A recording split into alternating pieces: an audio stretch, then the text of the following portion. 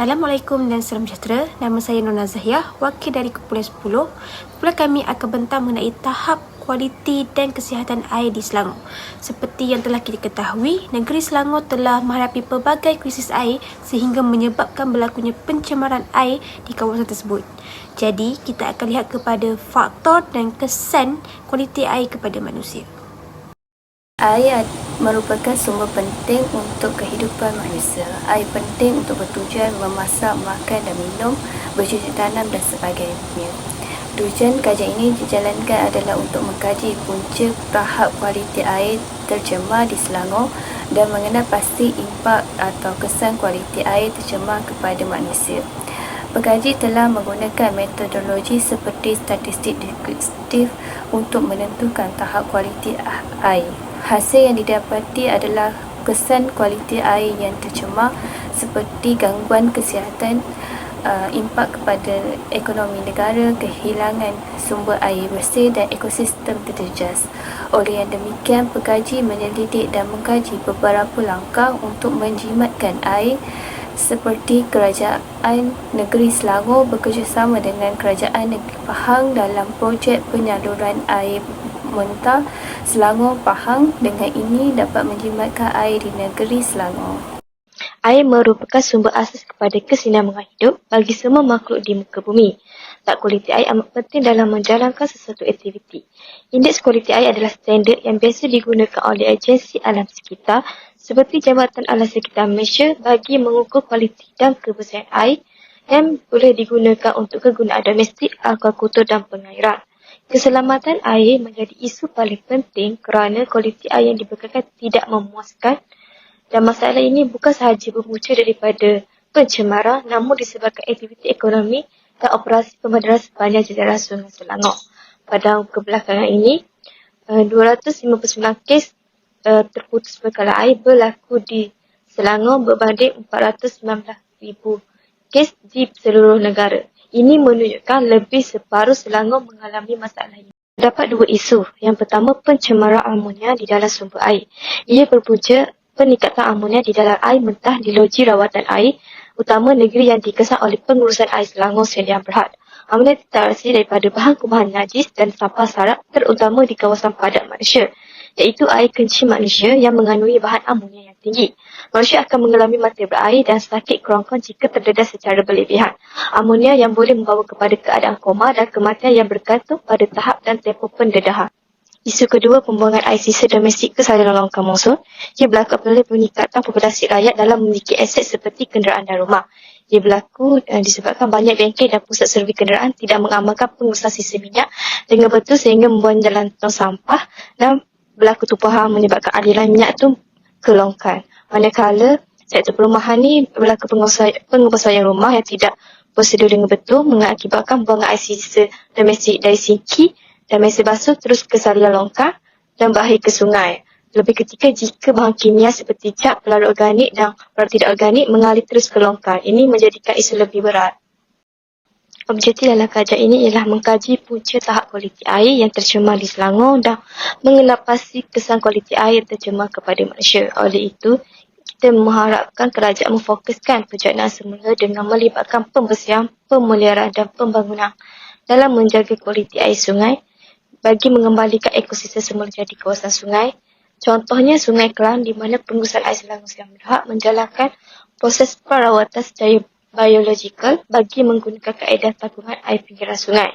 Kualiti air akan lebih baik jika disalurkan ke loji rawatan air LRA sebelum digunakan oleh pengguna. Oleh itu, kualiti air dapat dijamin dan keselamatan manusia juga terjamin dari sebarang penyakit. Terdapat 6 kajian lepas yang diambil bagi menyokong kajian yang sedang dijalankan. Yang pertama, kajian yang dijalankan oleh Rahman pada tahun 2016. Kajian tersebut berkaitan dengan indeks kualiti air untuk mengukur kualiti air minuman di luar bandar Bangladesh. Hasil daripada kajian tersebut mendapati bahawa air minuman di Bangladesh adalah beralkali dengan nilai pH dalam had yang boleh diterima. Kira-kira separuh daripada isi rumah melebihi had pendedahan magan yang boleh diterima apabila mempertimbangkan piawaian Bangladesh. Majoriti daripada isi rumah menggunakan air minuman berkualiti rendah mengikuti nilai WQI. Seterusnya, kajian yang dijalankan oleh BLWDNT pada tahun 2022. Kajian tersebut berkaitan dengan penilaian kualiti air terhadap kesihatan penduduk daerah Selong, Lombok Timur, Provinsi Nusa dan Tenggara Barat. Kajian tersebut mendapati kualiti air bawah tanah di kawasan penyelidikan menunjukkan bahawa nilai kualiti air berada dalam kategori buruk. Seterusnya, kajian yang dijalankan oleh Gumindoga pada tahun 2017.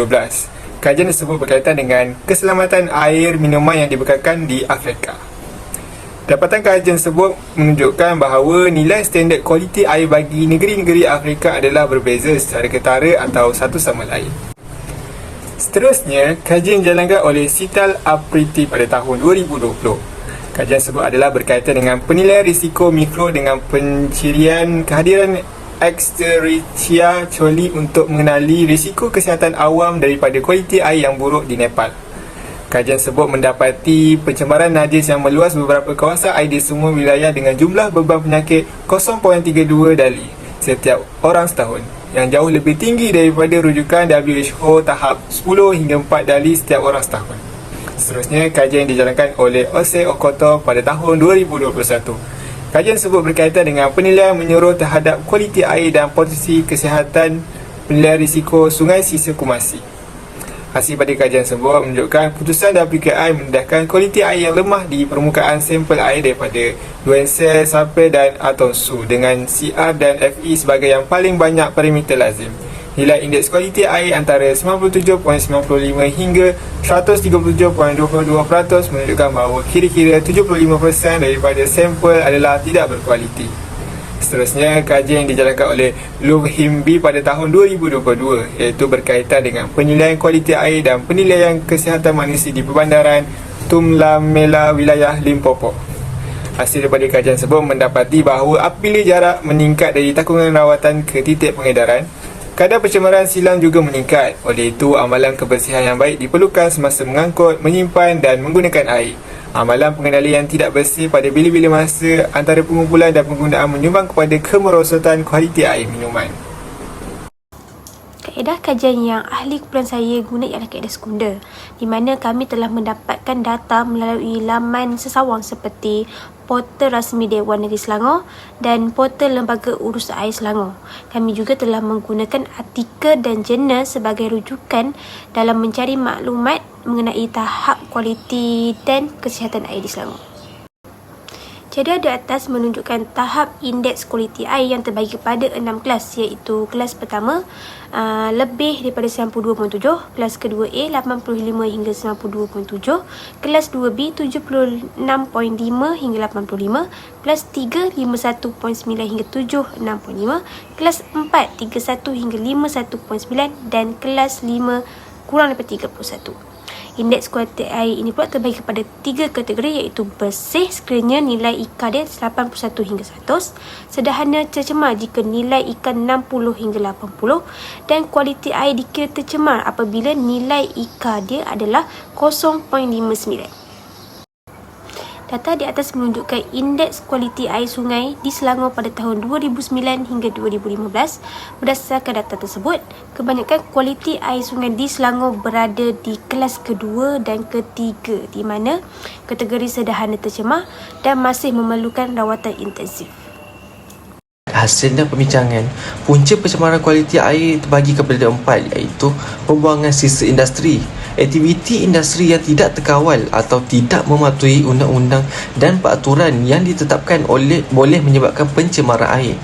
Kedua, pencemaran udara. Pencemaran udara yang disebabkan oleh aktiviti industri, kenderaan bermotor dan pembakaran bahan bakar fosil dapat menyebabkan penurunan kualiti air melalui proses hujan asid. Ketiga, aktiviti pembinaan. Aktiviti pembinaan seperti pemotongan hutan, pembangunan bangunan dan penggalian tanah boleh mengakibatkan hakisan tanah dan sedimentasi dalam sungai. Terakhir iaitu pertanian dan penggunaan tanah. Penggunaan berlebihan atau penggunaan yang tidak tepat dapat mengakibatkan larian permukaan air yang membawa bahan kimia ke dalam air. Seterusnya kita pergi kepada kesan kualiti air yang tercemar. terbagi pada 4 poin seperti yang tadi, iaitu pertama, gangguan kesihatan.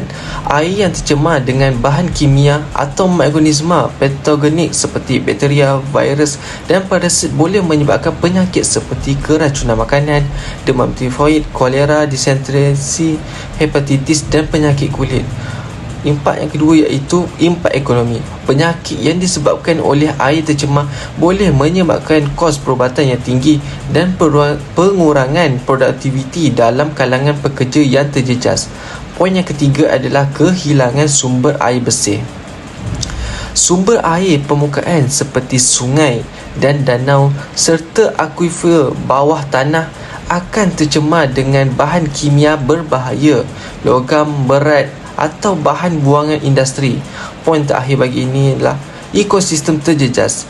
Ini boleh mengganggu keseimbangan ekosistem air dan menyebabkan kerugian dalam biodiversiti serta mempengaruhi rantai makanan di sekitar sumber air tersebut.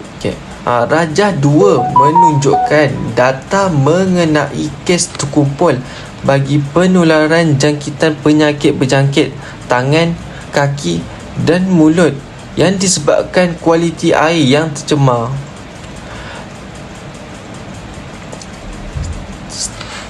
Statistik membuktikan bahawa jumlah kes terkumpul bagi penyakit bawaan air di Selangor merupakan jumlah yang paling tinggi antara kes-kes di Malaysia. Kesimpulannya, air adalah sumber air bersih di Malaysia dan seluruh dunia. Kehidupan manusia dan haiwan akan terjejas jika tiada air. Oleh itu, Kerajaan Selangor dan Pahang telah bekerjasama dalam projek penyaluran air mentah Selangor Pahang.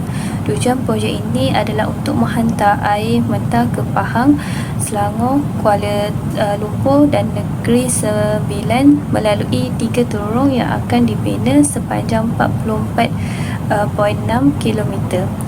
Ini disebabkan oleh keinginan mereka untuk mengatasi masalah kekurangan air dengan cara yang murah dan selamat. Oleh itu, Negeri Selangor telah memulakan program pendidikan umum dan menekankan kepentingan pemeliharaan air berikutan peningkatan populasi pembandaran, pencemaran air Selangor, air sungai, perubahan iklim dan kos tinggi untuk rawatan air. Oleh itu, Selangor menggunakan inisiatif ini untuk memastikan penjimatan air boleh diteruskan untuk generasi akan datang.